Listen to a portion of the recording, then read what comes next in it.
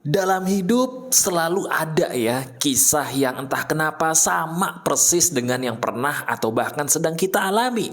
Contohnya yang satu ini nih, ini sebuah kisah unik banget. Yuk kita bahas, ini keren banget.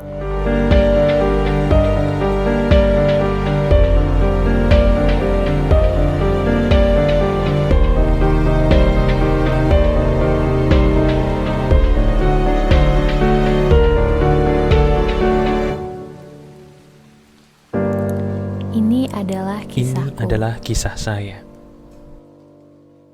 Halo teman-teman, ada saya kembali Aryan Surya, sahabat baik kamu dari Pagar Kehidupan. Ini udah waktunya saya kembali bercerita. Anggap aja saya sebagai seorang sahabat yang diutus oleh Tuhan untuk hadir dalam hidup kamu ya, walaupun kita belum bisa bertemu sampai saat ini. Tapi anggap aja deh kita sahabat virtual yang kamu rutin dengarkan atau kamu tonton gitu, yang seizin Tuhan bisa merubah hidup kamu ke jalan yang lebih baik. Amin. Sebuah kisah yang saya ceritakan di depan tadi, ini mohon maaf agak sedikit menyentuh hati ya. Jadi kalau memang kisah ini pas banget dengan cerita yang sedang atau pernah kamu alami, saran saya keluarkan emosi kamu. Boleh dengan mengeluarkan air mata, atau mungkin kalau mau marah, nggak masalah. Tapi tenang, marah dan sedihmu, insya Allah seizin Tuhan akan terobati juga di materi ini. Yuk, kita langsung bahas saja. Kisah Quora kali ini dikisahkan atau diceritakan seseorang perempuan yang dia masih muda, kelihatan dari fotonya, dan di situ dia menceritakan tentang sebuah kisah yang secara garis besarnya aja ya saya ceritakan kepada kamu supaya saya bisa langsung memberikan jawaban emasnya kepada kamu. Gini, dia adalah seorang perempuan teman-teman, yang pada intinya dia itu sudah berulang kali mengalami hal yang menyakitkan dalam hidup. Pernah nggak sih kamu mengalami sebuah peristiwa yang menyakitkan, yang dilakukan bukan oleh teman, tapi dilakukan oleh orang yang kamu sayang gitu. Sebentar, kalau orang yang kita sayang itu bukan berarti harus pasangan ya. Bisa jadi orang itu adalah, mohon maaf, orang tua kita sendiri. Coba sekarang lihat deh. Pernah nggak sih seumur hidup kamu belakangan ini ada beberapa hal yang membuat kamu entah kenapa jadi nangis sendiri? Nangisnya bukan karena cengeng, tapi karena teringat kembali gitu loh. Sebuah peristiwa yang pernah terjadi di masa lalu, udah lama banget mungkin. Tapi entah kenapa hal itu membuat kamu jadi inget lagi, ada apa gitu, seolah-olah diri kamu jadi pengen nangis dan ya nangis beneran. Ingat lagi dengan sebuah peristiwa yang udah lama banget terjadi. Pernah nggak seperti itu? Nah kalau pernah, ini juga yang dialami oleh seorang perempuan yang cerita ini. Kisahnya itu kurang lebih, dia bercerita teman-teman, seumur hidupnya dia itu adalah orang yang berusaha tegar. Ketegarannya itu sudah berhasil membuat dia berprestasi. Dia sudah berhasil meluluskan dirinya dari perkuliahan yang menurut dia cukup sulit. Bahkan dia alhamdulillah berhasil lulus dengan nilai yang sangat mengagumkan. Tapi entah kenapa apa yang dia dapatkan itu tidak ada nilainya buat dia. Ujung-ujungnya dia merasa hampa dan memikirkan, mohon maaf, untuk bunuh diri atau mengakhiri hidupnya. Itu inti kisahnya. Nah sekarang coba lihat yuk, kita lihat diri kita sendiri masing-masing. Jujur deh, apakah diri kita selama ini pernah mengalami sebuah hal yang namanya terlalu muak untuk memaafkan orang lain yang menyakiti kita di masa lalu? Benar, saya ulangi lagi ya pertanyaan saya ya. Kalau kamu sahabat Pagar Kehidupan, harus berani jujur. Anggap saja saya sebagai sahabat kamu, rahasia kamu aman. Coba ceritakan dalam diri kamu, ceritakan kepada saya melalui hatimu aja cukup. Apakah pernah dalam diri kamu selama ini pengen memaafkan orang tapi susah? Bukannya kamu gak tahu bahwa memaafkan orang itu penting. Kamu tahu, paham, tapi entah kenapa bukannya gak mau, tapi gak bisa. Sampai dalam diri kamu saking marahnya bahkan pernah berkata, saya terlalu muak mas untuk bisa memaafkan dia. Kenapa? Karena terlalu susah buat saya. Saya tidak mampu melupakan apa yang dia perbuat kepada saya. Jujur, apakah benar baru-baru ini kamu pernah mengalami hal itu? Kalau pernah, yuk saya obatin kamu. Gini, banyak orang loh yang sama seperti kamu. Benar nggak sih kalau kamu selama ini berpikir memaafkan orang lain itu susah? Betul? Nah, kamu sadar nggak memaafkan orang lain itu jadi susah kenapa? Bukan karena kamu orang yang pendendam, bukan. Serius, kamu tuh orang baik. Diri kamu tuh orang yang luar biasa hebat, luar biasa baik. Lihat prestasi kamu deh. Lihat sedekah-sedekah atau perbuatan kasih yang sudah kamu sebarkan kepada orang-orang di sekitar kamu selama ini. Lihat dan ingat. Banyak kan? Kurang bukti apa lagi kalau kamu tuh orang yang sebenarnya baik. Terus kenapa saya jadi susah memaafkan orang, Mas? Padahal itu penting dan itu baik. Kenapa saya susah? Jawabannya sederhana. Karena kamu berpikir memaafkan itu harus melupakan. Benar nggak? Padahal memaafkan dan melupakan itu dua hal yang berbeda loh. Saya ulangi ya. Memaafkan dan melupakan itu dua hal yang sangat berbeda. Kalau diri kamu selama ini susah buat memaafkan, itu salah. Yang benar, kamu susah untuk melupakan. Betul? Saya punya sebuah hal yang mungkin baru kamu tahu ya. Padahal ini sebuah ilmu pengetahuan penting yang harusnya dikasih tahu oleh guru kita dulu. Nih rahasianya.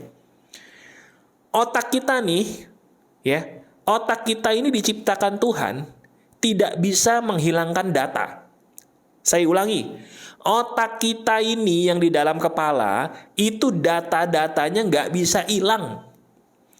Orang amnesia atau hilang ingatan, itu bukan karena ingatannya hilang, bukan. Ingatannya itu tersimpan di dalam pikiran yang terlalu dalam, sehingga pikirannya itu seolah-olah hilang, padahal nggak hilang. Nggak percaya? Pernah nggak kamu lagi mengalami sebuah hal yang tiba-tiba entah kenapa buat kamu jadi ingat sebuah momen yang udah lama banget? Ayo, belakangan ini pernah nggak kamu tiba-tiba nangis sendiri atau sedih sendiri hanya sekedar melewati sebuah tempat?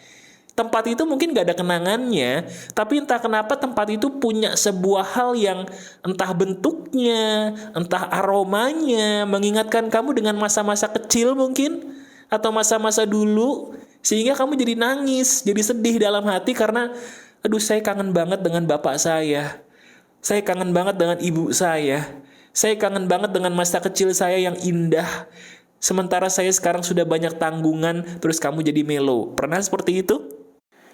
Itu bukti kalau apa yang terjadi dalam hidup kita tidak akan pernah bisa kita hilangkan dari pikiran. Nah kalau gitu, masuk akal gak kita maafin orang dengan cara melupakan perbuatannya? Masuk akal gak? Coba saya tanya, tolong jawab ya.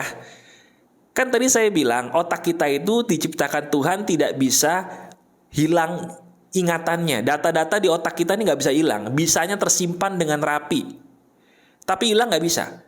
Kalau memang otak kita data-datanya tidak bisa hilang, apapun usaha kita, berarti masuk akal gak sih kalau kita melupakan orang gitu ya, sebagai wujud memaafkan, melupakan perilakunya gitu. Oh saya mau lupain perilaku dia yang nyakitin saya, hore, saya bisa. Karena saya bisa, saya memaafkan dia.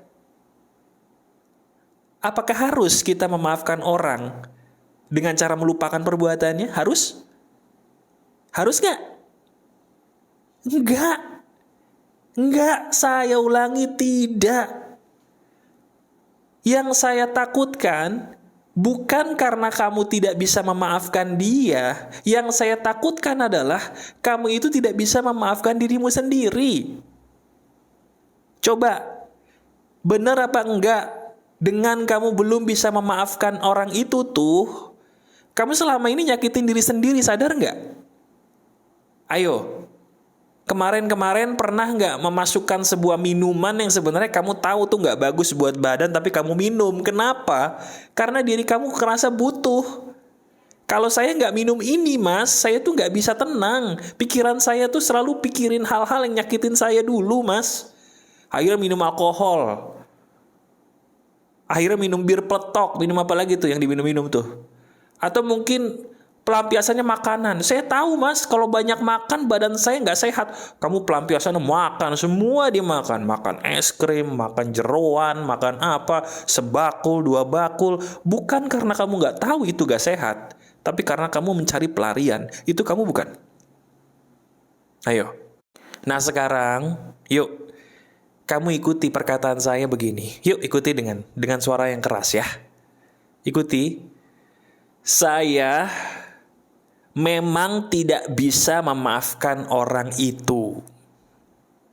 Itu normal banget. Itu wajar banget. Sangat normal. Tapi saya memilih untuk memaafkan diri saya sendiri yang selama ini telah menyakiti diri saya sendiri. Saya memaafkan diri ini. Saya memaafkan tubuh ini. Karena selama ini sudah menyakiti apa yang dititipkan Tuhan di tubuh ini. Saya bertobat. Saya minta maaf sama Tuhan. Karena selama ini saya bodoh. Menyakiti diri saya sendiri. Hanya karena saya benci orang itu. Coba. Udah sadar sekarang? Nah, sebentar. Saya tahu pertanyaan kamu gini. Mas, oke. Bagus nih, saya setuju dengan ini semua. Tapi, kalau saya nggak memaafkan dia, Mas. Atau kalau saya nggak melupakan dia deh. Itu perbuatan dia selalu terngiang-ngiang di pikiran saya, Mas. Bahkan batin saya ini gak bisa lega seperti dulu, Mas. Karena selalu ingat dengan perbuatan dia. Sekarang kita pakai logika sederhana. Lihat badan kamu. Yuk, lihat badan kamu. Dari ujung rambut sampai ujung kaki. Coba katakan, ada bekas luka atau tidak? Ayo, luka apapun. Coba lihat, masa gak ada? Dari ujung rambut sampai ujung kaki pernah gak ada bekas luka? Luka bekas kena pisau, bekas jatuh mungkin, atau maaf mungkin pernah kecelakaan mungkin. Ada nggak bekas luka? Pernah kepentok.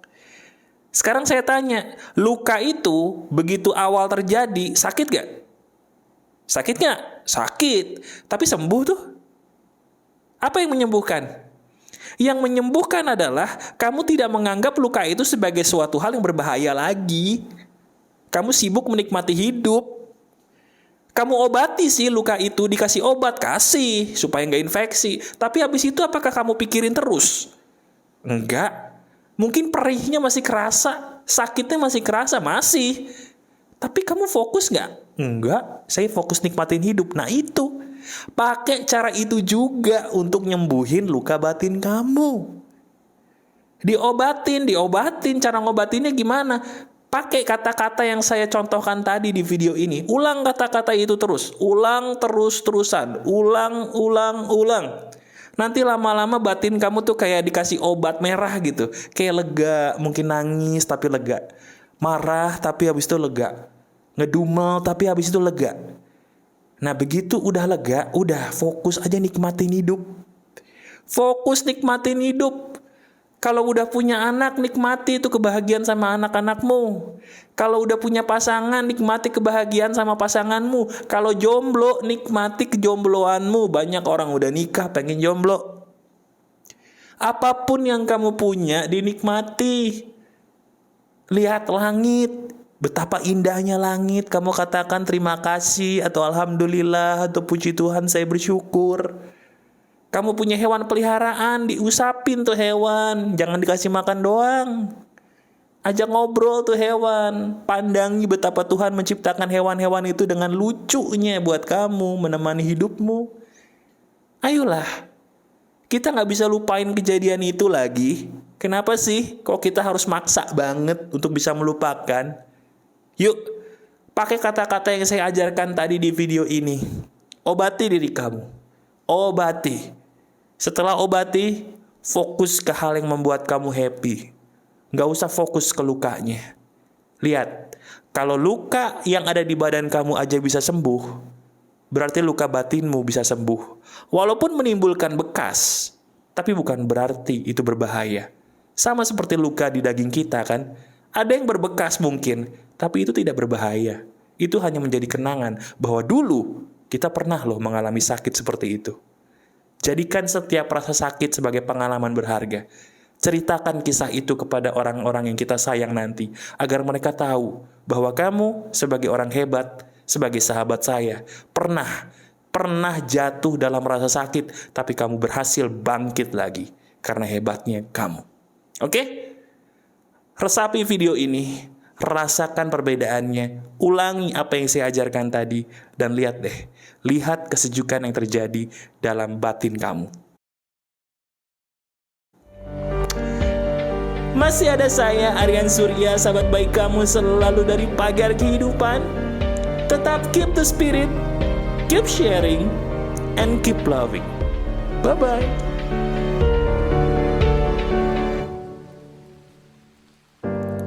Ini adalah kisahku. Ini adalah kisah saya.